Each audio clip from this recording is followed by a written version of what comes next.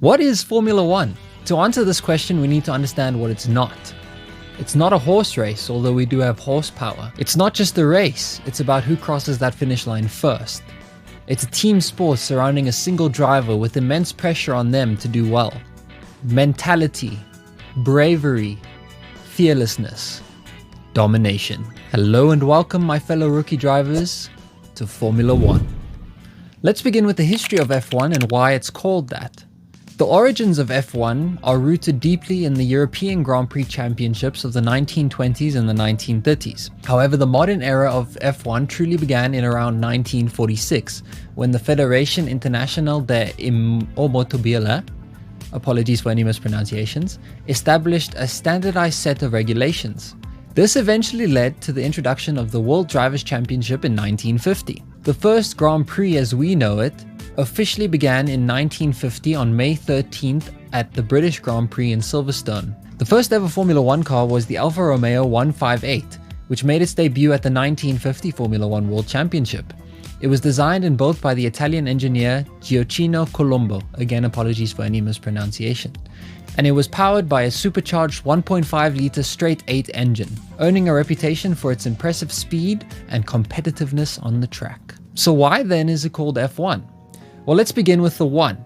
The 1 in Formula One signifies its status as the highest single-seater auto racing recognized by the FIA.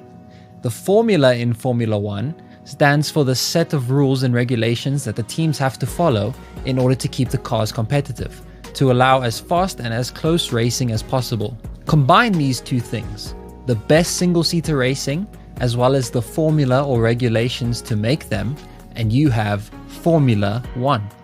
Then we have the FIA. Think of the FIA as the refs of Formula One. They come up with, as well as enforce the rules that the drivers and teams have to follow. This leads to memes, and more memes. A sport just isn't the same without some controversy, and the FIA are no short of that. The FIA are constantly ridiculed for their supposed biased decisions in Formula One, as well as their semi-consistent late-to-act decisions that often lead to frustration amongst teams, drivers, and fans. Mohammed Ben Saloom is currently the president of the FIA as of the time of recording this, and he is constantly ridiculed for all of the things that I've just mentioned above. So if you're new to Formula One and don't really completely understand the rules, it's okay because it seems like the FIA doesn't either. But then again, at the end of the day, what is a sport without rules, and what are rules without rule breakers? Now we're going to be breaking down the terminology of Formula One for those new fans around us. DRS. The drag reduction system, also known as DRS, is a cool part in Formula One races where the cars get to turn into transformers every race weekend. Let me explain. The back wing, this part right here, opens and closes on certain straight line roads on circuits or straights, when a driver is within 1 second of the car ahead. Why 1 second, you may ask? Well, that's because of the tow. A tow in Formula One is just like as it sounds. When you tow something in real life, you pick up a broken car. In Formula One, when drivers get a tow, they get clean air from the driver in front of them. Well, how can the air be clean? To understand that, we need to understand what dirty air is first. Stay with me now. Dirty air is the air that the leading cars often create, making it difficult for the cars behind to overtake. Think of it like swimming. You're trying to swim ahead of the person in front of you, but they keep kicking up water in your face. And it eventually leads you to becoming very frustrated because you can't get past them as easily as you would have hoped for. That's dirty air. Now, clean air is when the driver ahead is one of either two things. Either the driver is so far ahead of you that you can't feel the effects of the water that they're kicking up, or you're so close that they're basically punching the air in front of you, allowing the perfect opportunity for you to pass. If only you had a little extra boost. Enter DRS. DRS was designed with overtaking in mind. You as the driver behind get a little extra boost to allow you the chance to try and overtake. It was designed to try and promote overtaking, although at some tracks its effects are not the best. And what ends up happening is this thing called a DRS train. A DRS train happens when the furthest car ahead is faster in a straight line than the car behind it with DRS. This leading car effectively creates a head of a car train that prevents drivers behind from overtaking, since it's so fast. One way to combat this is pitting, which we will get to later. But on the topic of pitting, let's talk about tire compounds. In dry conditions, there are three main tire compounds in Formula 1, the soft, mediums, and hards. The soft compounds are good for short distances and wear out the fastest compared to the medium and hard tire compounds. The hard tire compounds are generally the best for overall durability and can last the longest over any other tire compound. However, they often cost the drivers the most amount of lap time on a singular lap, where the medium tires are a good combination of both, overall being a generally good and useful tire to use over a medium amount of distance. If that all sounds quite complicated to you, just think of it like this. Each tire represents the respective distance that they can last. The soft tires are short, fast distances, medium tires are medium distances, and hard tires are longer and slightly slower distances. In an F1 race, drivers need to pit with at least 2 different tire compounds before ending a race. Otherwise, they will get disqualified and lose out on whatever position they finished in. However, if the conditions allow for it, drivers on wet tires do not even need to box. This leads me to my next favorite phrase, box box. Whenever a driver is about to pit, or needs to pit, to change their tires, you'll often hear the race engineer saying the words box box. This term originated from the German word Boxenstopp. The word came about after F1 switched to a more English approach on broadcasts, and many German engineers began to say box rather than pit, so as to create less confusion for the drivers, since box is supposedly far easier to hear than pit. Although, in an alternate universe, we could have been more acquainted with the term pit pit rather than box box. It's fun to think about. Others argue that the term box box simply refers to the painted box outside a team's garage, where the drivers go to change their tires. But it's fun to guess where the word comes from. Let us know which you prefer and how you think it came about down in the comments below. Next, let's talk about undercutting versus overcutting, another thing you'll hear when drivers are pitting. An undercut can occur when a driver pits for fresher tires before his rivals. Drivers do this to get fresher tires, giving them optimum grip that they can use to go even faster than the car in front of them to try and overtake them through the pit stops. And the contrary is true for the overcut. With an overcut, a driver will generally box later than their competitors to have fresher tires, allowing them to be faster and more precise through the corners. Usually this happens towards the end of the race in the hopes that if they get the overcut, they'll have fresher tires and be able to overtake the other cars who have pit earlier. McLaren loved to do this last year for some reason, so just keep an eye on them for doing that. Next, we'll talk about oversteer and understeer. Imagine you're driving a toy car around a racetrack. Now when you turn the steering wheel, you expect the car to follow your turn, right? But sometimes the car doesn't do exactly what you want. So understeer happens when there's too little turn. Let me explain. This is when you try to turn but the car doesn't turn enough. It just wants to keep going straight. It's like when you push a shopping cart and it doesn't want to turn easily. The front tires are sliding and you have to slow down to make the turn properly. In F1, drivers often hate understeer because they can't get the car to go where they want it to, and thus they lose time in the corners. Oversteer is too much turn. This is when you turn but the car's turn too much. The back of the car swings out, almost like it's trying to drift.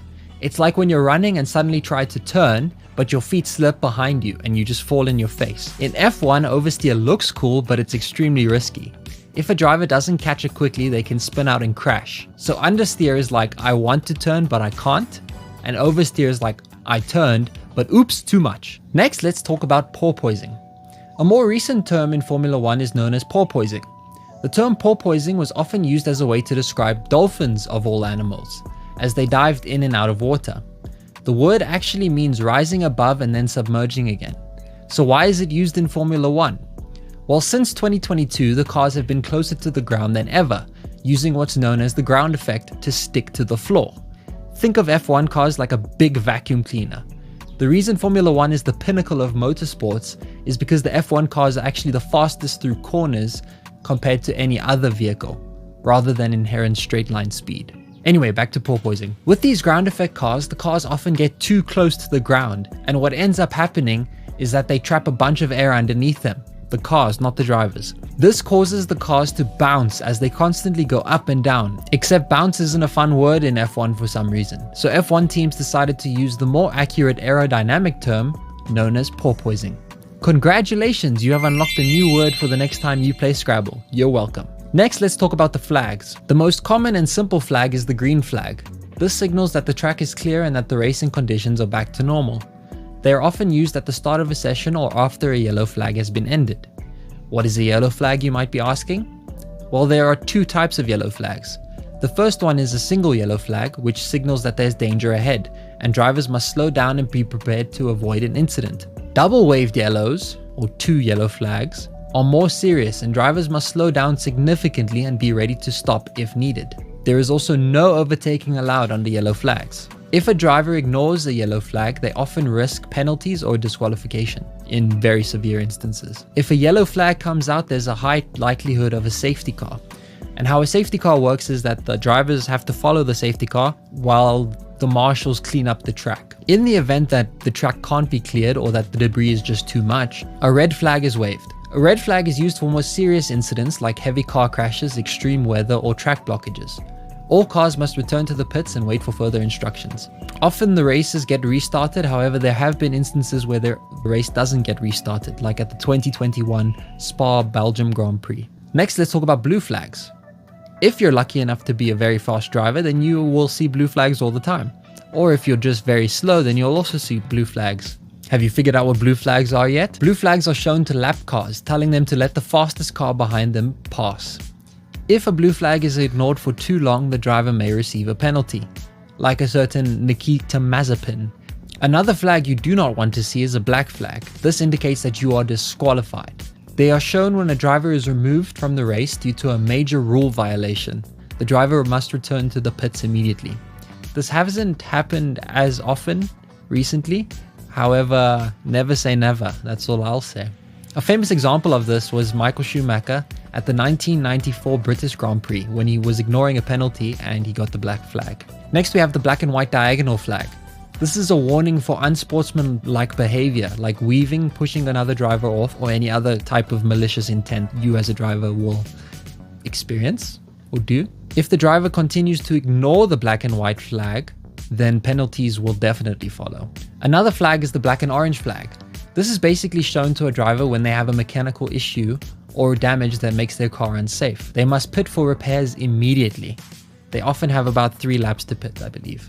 Another flag you might see is the white flag. This warns drivers about a very slow moving car on track, like a damaged car or a safety vehicle. This is rare in F1, but it's more common in other racing series. The final flag is the checkered flag, and this is the most iconic flag in motorsport. It is waved at the finish line to signal the end of a session or a race. Fun fact, in the 2018 Canadian Grand Prix, a mistake led to the checkered flag being waved 1 lap early. Since I love you guys so much, I'll give you a bonus one: virtual flags. Since F1 uses digital screens, drivers sometimes see these flags on their steering wheels instead of physical flags. The more you know. Now let's dive into the drama aspects of Formula 1, the reason we love it so much. Although safety has come very far in recent years, the drivers still go out on track risking their lives to provide us with entertainment. Drivers have to endure tough physical and mental challenges while on the track, and this often leads to high adrenaline moments. Rivalries are formed, controversies ensue, questionable decisions are made by the higher-ups, and we as the fans get to enjoy every single moment of it. This is Formula 1. Thank you for watching, my fellow rookie drivers. If you enjoyed this more unique style, then make sure to like the video down below. And also please do let us know how you got into Formula 1, or if you're a new fan, we'd love to hear from you. Thank you, and as always, my fellow rookie drivers, let's go racing. Bye bye.